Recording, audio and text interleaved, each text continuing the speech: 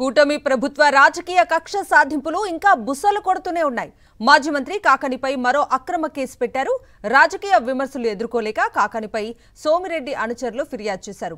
వెంకటాచలం పిఎస్లో ఫిర్యాదు చేశారు. సోమిరెడ్డి అనుచరులు కాకానిపై కేసు నమోదు చేయాలని సోమిరెడ్డి ఆదేశించారు. కక్ష సాధింపుల్లో భాగంగా కాకానిపై అక్రమ కేసు నమోదు చేశారు పోలీసులు.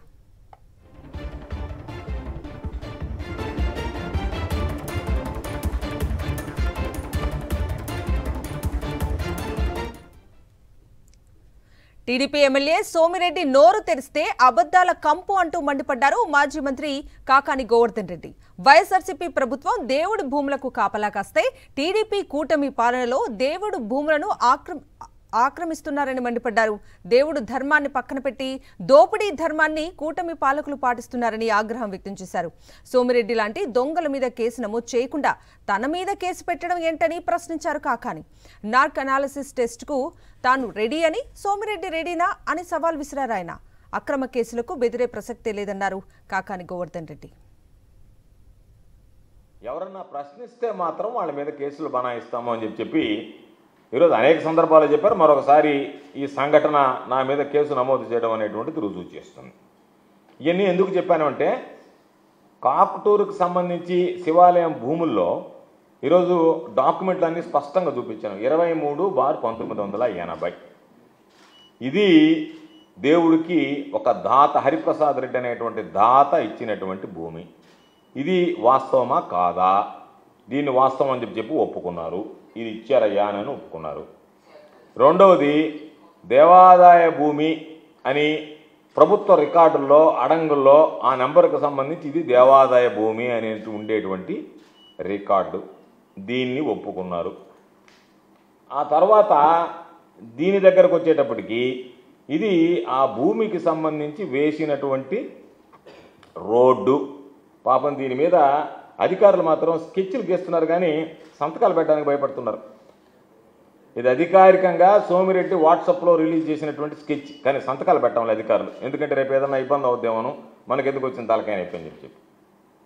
ఈ భూమిని ఒక్కసారి మీరు చూస్తే ఆయన ఏం చెప్తున్నాడు, దేవస్థానానికి ఆ రోడ్డు వేసినంతతో చాలా కళొచ్చింది అని చెప్పాడు. దేవస్థానం ఎక్కడికి ఆగిపోయింది? రోడ్డు ఎక్కడ దాకా పోయింది? ఆ రోడ్డు వల్ల దేవస్థానానికి సంబంధించి దేవస్థానం ఉండేది ఆ ఎల్లో కలర్లో వైలెట్ కలర్లో గీసినటువంటిది దేవస్థానం. ఆ దేవస్థానానికి సంబంధించి ఆ గ్రీను ఎల్లోలో బార్డర్లో ఉండేటువంటిది దేవస్థానానికి సంబంధించినటువంటి భూములేది. రోడ్డు ఎక్కడుంది? ఇక్కడుంది. రోడ్డు వేసినందువల్ల దేవుడికి ఏం కాలు వచ్చింది? రెండో పాయింట్. దానికి సంబంధించి నువ్వు ఎందుకు ఫెన్సింగ్ వేసావు? దేవుడి భూమికి సంబంధించినటువంటి దాంట్లో దేవుడి భూమి వేరు చేసి ఎందుకు ఫెన్సింగ్ వేసావు? రోడ్డు దేవుడి భూమిలోనే కదా ఉండాలా. ఫెన్సింగ్ ఆడ నువ్వు ఎందుకు వేసి దేవుడి భూమిని వేరు చేసావు?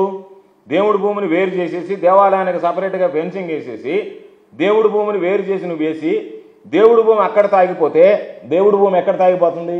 ఇక్కడ క్లియర్గా ఉంది. ఇక్కడతో దేవుడి భూమి ఆగిపోయింది. ఇది దేవాలయం, ఇది వాటర్ ట్యాంక్.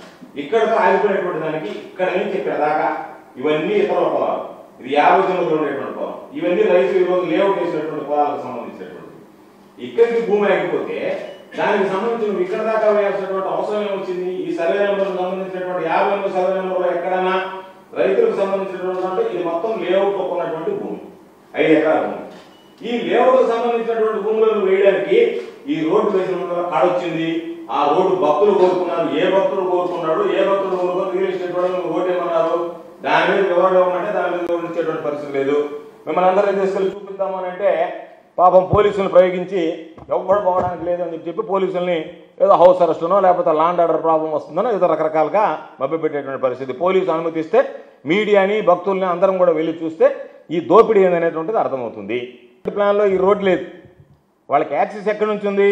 వెనక పక్క ఏదైతే గ్రీన్గా కనపడుతుందో ఊర్లో నుంచి వచ్చేటువంటి యాక్సెస్. అది ఊర్లో నుంచి దీనికి దారి అని చెప్పి నుడా ప్లాన్లో అనుమతి పొంది దేవాలయ భూమిని అప్పనంగా సోమిరెడ్డికి ₹1 కోటి డబ్బులు ఇచ్చి కొట్టేసి, ఒరే నాయన దేవుడి భూమిని నువ్వు కొట్టేయడం అన్యాయం అని చెప్తే దాని మీద రకరకాలైనటువంటివన్నీ పెట్టి ఏదో మామూలుగా నేను కొడతానన్నాను. నేనేం చెప్పినా, నువ్వు మొద్దోడు అయితే ఎరగదీసి నేర్పిస్తానని చెప్పిన. నేను కొడతాను, కొట్టి నేర్పిస్తానని చెప్పలా. కాబట్టి నువ్వు రకరకాలుగా నువ్వు అన్వయించుకొని ఈరోజు దానికి సంబంధించినటువంటి దేవాదాయ భూమిని కాజేసి ఎంత బ్రహ్మాండంగా సిమెంట్ రోడ్లు వేసాడు చూడండి. నీట్గా అద్దం ఉన్నటువంటి సిమెంట్ రోడ్డు. ఊర్లలో మాత్రం సిమెంట్ రోడ్లు లేవు, కానీ ఊర్లన్నీ మట్టి రోడ్లే. కానీ పాపం దేవుడి పక్కన ఉండే ఆ భూమికి మాత్రం అది చూడండి, మీరు అర్థం అవుతుంది. ఒక్క నిమిషం నేను చూపిస్తాను మీకు. ఇది దేవుడికి సంబంధించి చేసినటువంటి ఫెన్సింగ్.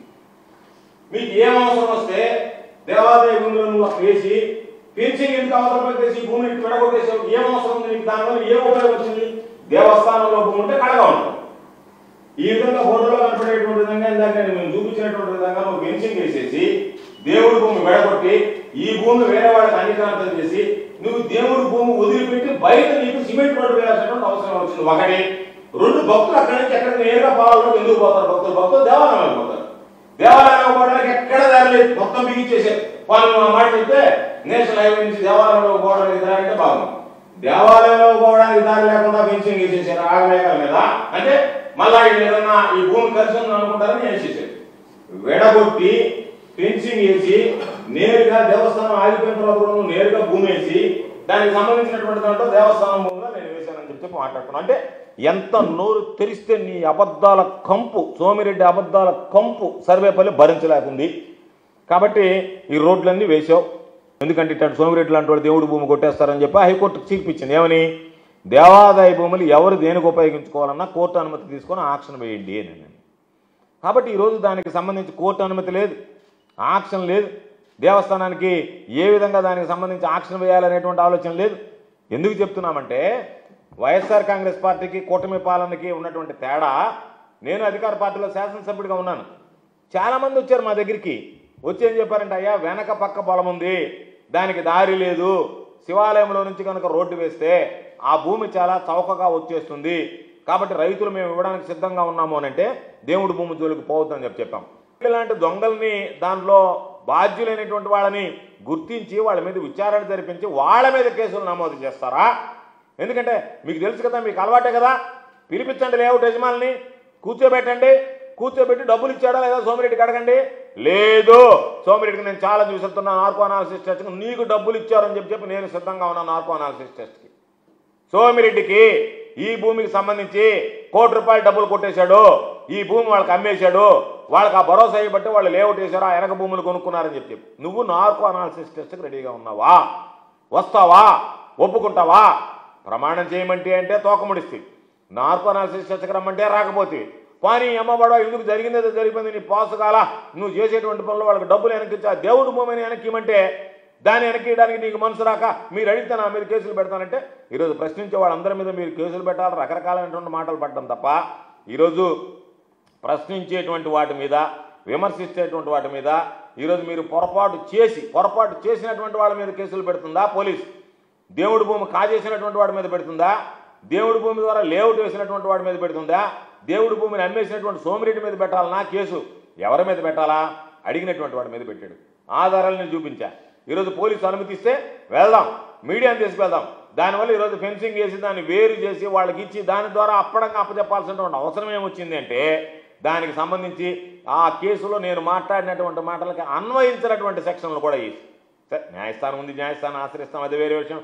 కేసులకు సంబంధించినటువంటి దాంట్లో జైలుకు పోయి వచ్చాం, దానికి ఇబ్బంది పడేది లేదు, భయపడేది లేదు, అది వేరే విషయం.